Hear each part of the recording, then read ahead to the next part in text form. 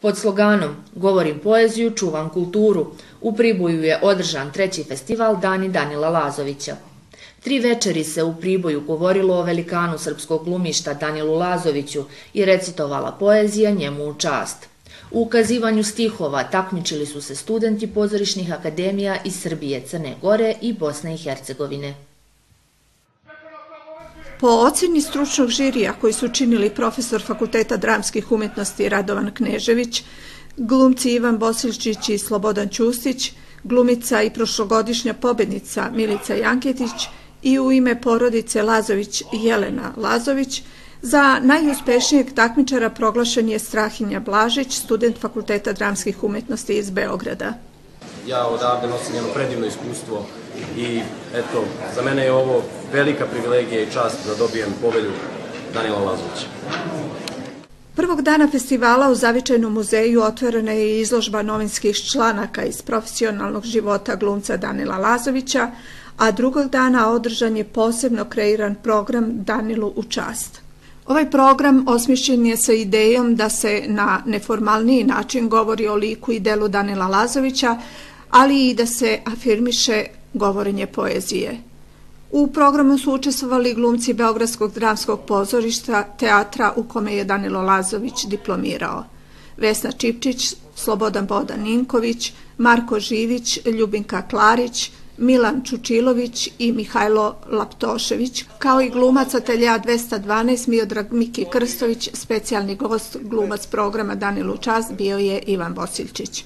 Gromada od glumca. Gromada od glumca. I divan čovek, i divan prijatelj, i divan kolega. Drag.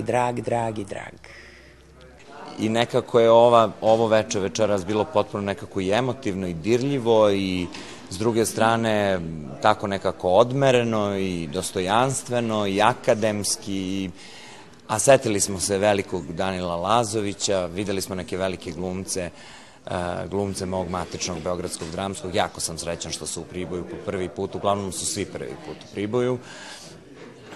Trudimo se da zaista obogatimo program svake godine i zaista uz svesrdnu pomoć lokalne samouprave i gradonačelnika ove godine smo uspeli da ovaj program organizujemo i da neka velika glumačka imena ove zemlje budu večeras ovde. I jako sam ponosan na tu činjenicu. Pa znate šta, to neko pomešano osjećanje. Sa jedne strane sam se i rastužila kad sam sve ovo videla, pa kad sam videla ove kadrove koje smo zajedno snimali u Timočkoj buni, pa se setila svega toga, pa videla porodicu, pa njega videla onakvog kakav je bio u punom svom sjaju i veličini, a opet s druge strane presrećna što se moj dragi mladi kolega Miki Damjanović setio zapravo i što je pokrenuo celu ovu akciju i što je napravio ovaj festival, pa onda još se taj festival bavi poezijom, pa to je nešto što je prelepo, zaista prelepo. Mislim da to, pa zapravo malo koji grad ima, a u ovo vreme, nevreme u kom živimo i u ovoj nemaštini, učiniti takav napor, znamo koliko to košta i koliko je to u stvari teško. Ne mislim u materijalnom smislu, nego u mentalnom. Ispred porodice Lazović u organizaciju festivala uključena je i ćerka Danila Lazovića, Jelena.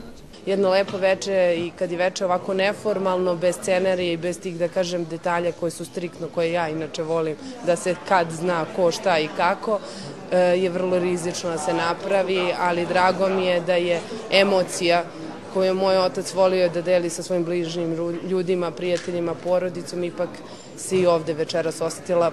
Osnivači festivala Dani Danila Lazovića su Dom kulture Pivo Karamatijević i Zavičajni muzej pod pokroviteljstvom opštine Priboj.